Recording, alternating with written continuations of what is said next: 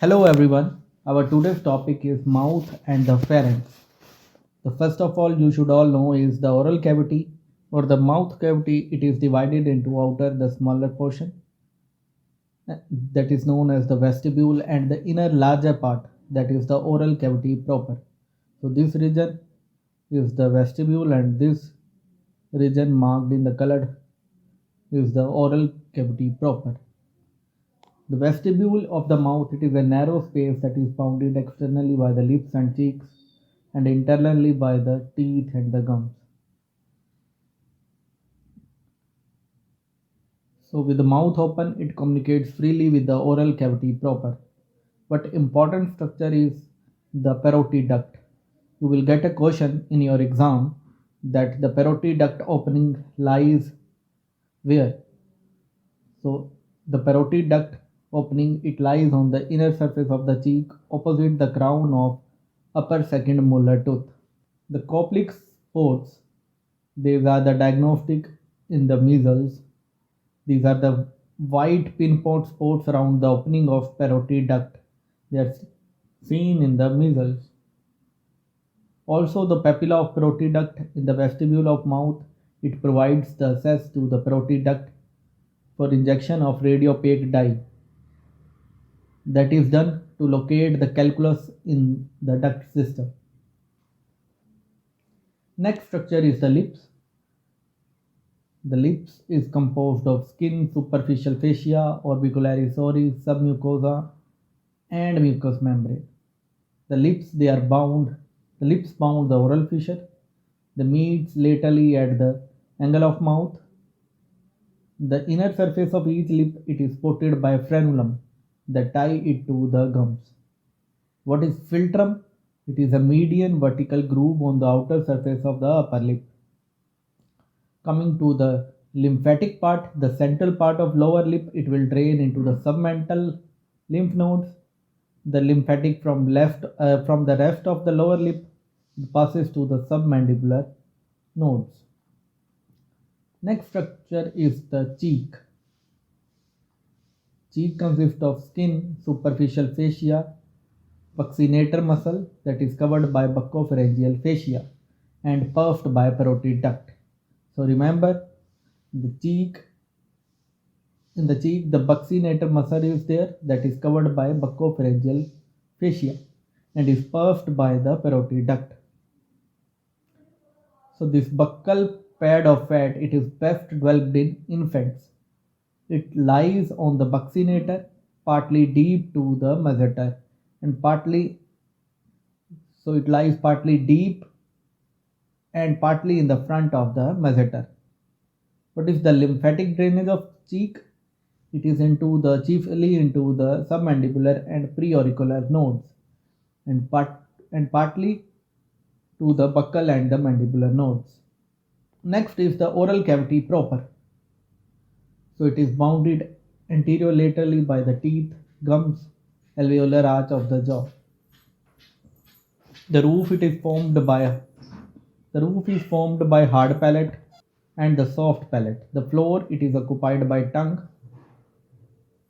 Posteriorly, the cavity communicates with the pharynx through the oropharyngeal isthmus that is bounded superiorly by the soft palate, inferiorly by the tongue, and on each side there are the palatoglossal arches. The sublingual region,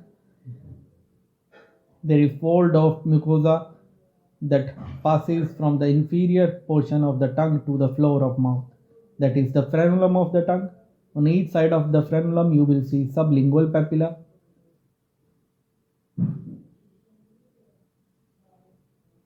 You will see sublingual fold that overlie the sublingual gland. The lymphatic from the anterior part of the floor of the mouth, it passes through the submental nodes. Those from the hard and soft palate passes to the retropharyngeal and upper deep cervical nodes, whereas the gums and rest of floor it drains into submandibular nodes. The gums are the soft tissue that are present and surrounds the alveolar process of the upper and the lower jaw. So they are made up of dense fibrous tissue that are covered by stratified squamous epithelium. The gum has two parts, the free part and the attached part. The free part it surrounds the neck of tooth, whereas the attached part it is firmly fixed to the alveolar arch. So let us discuss the nerve supply of the gums.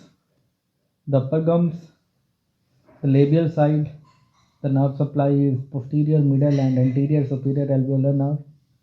The lingual side, the nerve supply is anterior palatine and nasopalatine nerves from the pterygopalatine ganglia.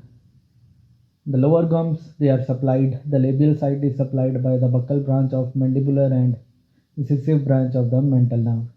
And the lingual side, it is supplied by the lingual nerve.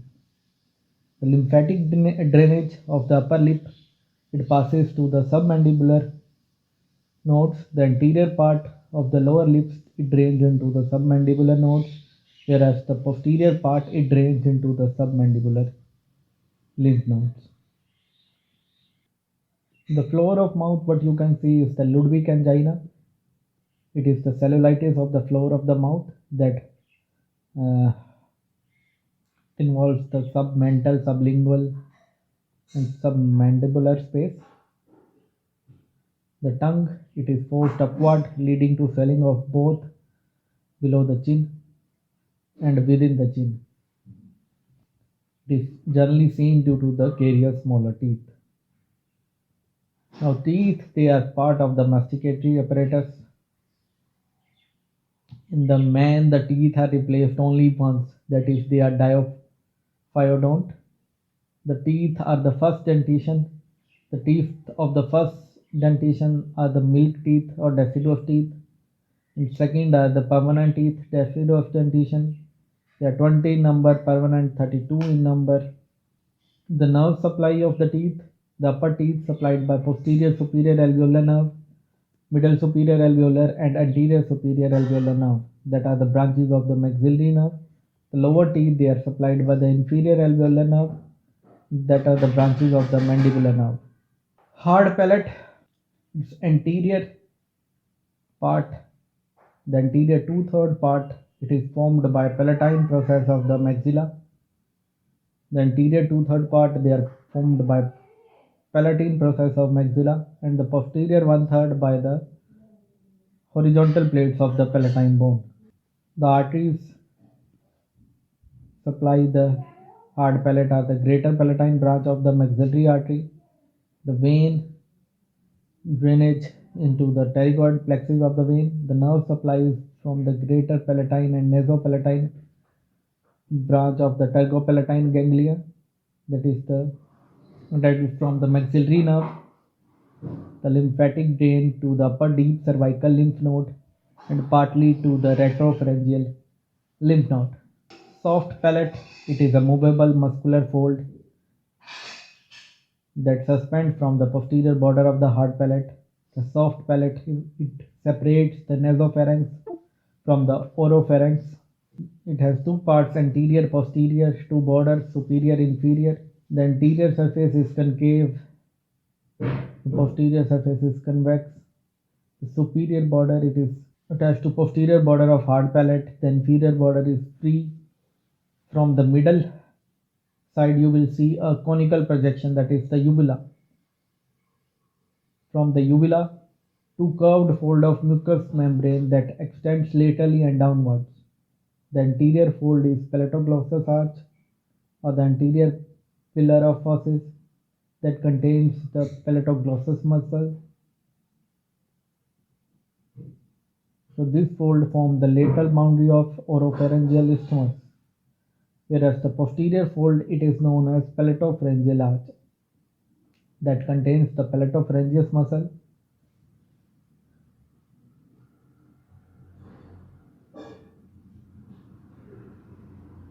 The soft palate contains palatine aponeurosis, levator palatini muscles, palatopharyngeus muscles, palatoglossus muscle.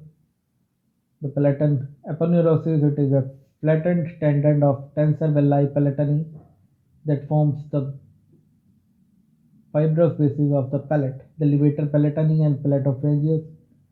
They will lie on the above surface of the palatine aponeurosis.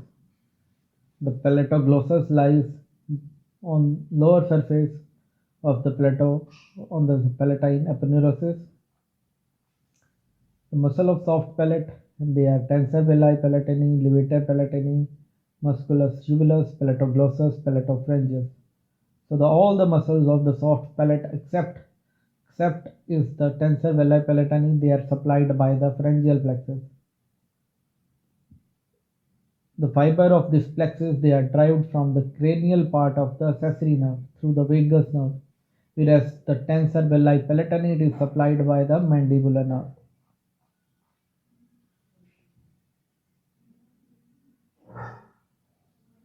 So it has general sensory nerves, special sensory nerves, or secretomotor nerves.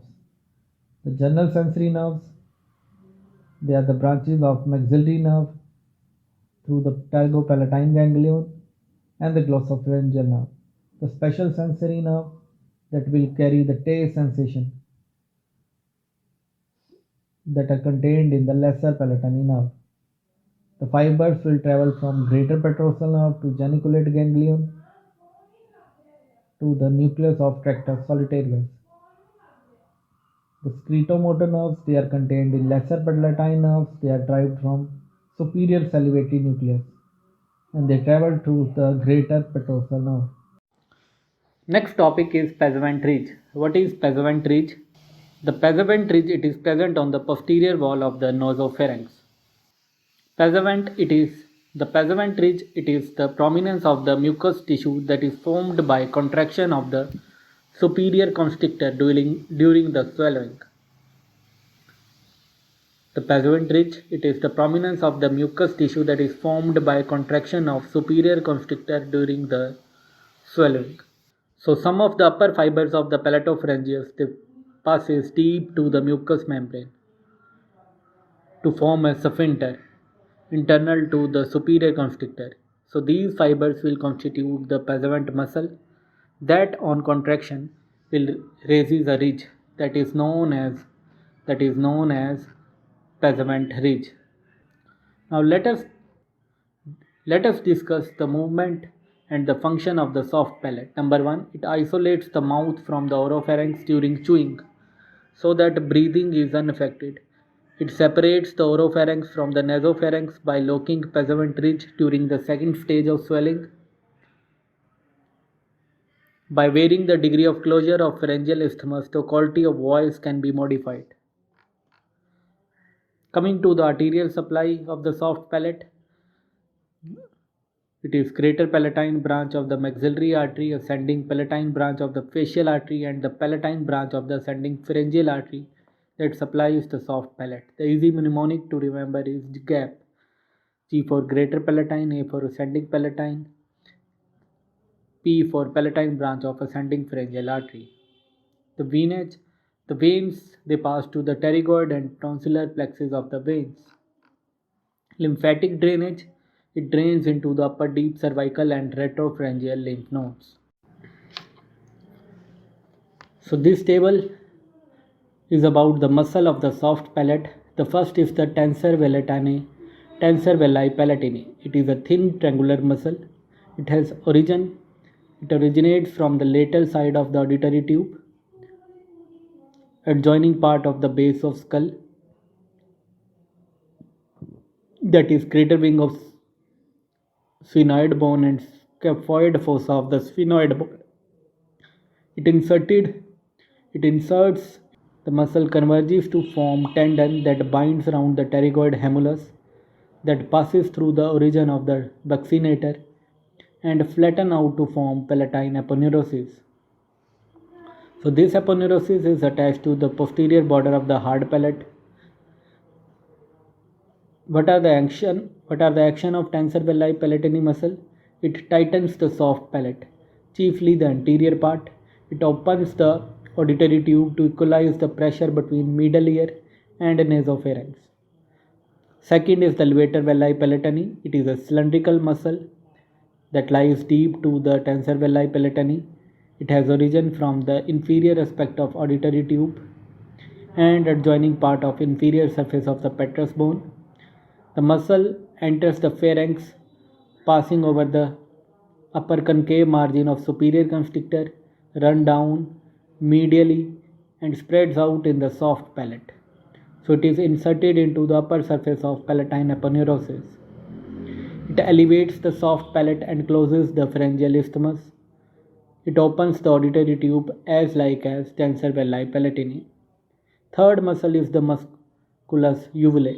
It is a longitudinal strip placed on the medial plane within the palatine aponeurosis. It has origin from posterior nasal spine and insertion into the mucous membrane of the uvula. So the action is it pulls up the uvula. The palatoglossus muscle, it has origin from the oral surface of palatine aponeurosis. It descends in the palatoglossal arch to the side of tongue at junction of its oral and pharyngeal part. It pulls up the root of tongue and thereby closes the oropharyngeal isthmus. The palatopharyngeus muscle, it has two fasciculi that are separated by the levator velli palatini. It has origin the anterior fasciculi that has origin from posterior border of the hard palate and the posterior fasciculi from the palatine aponeurosis. It descends in the palatopharyngeal arch and inserted into the posterior border of lamina of thyroid cartilage. The function of palatopharyngeus, it pulls up the root of tongue and closes the oropharyngeal isthmus. So it also pull up the wall of the pharynx, shorten it during the swelling.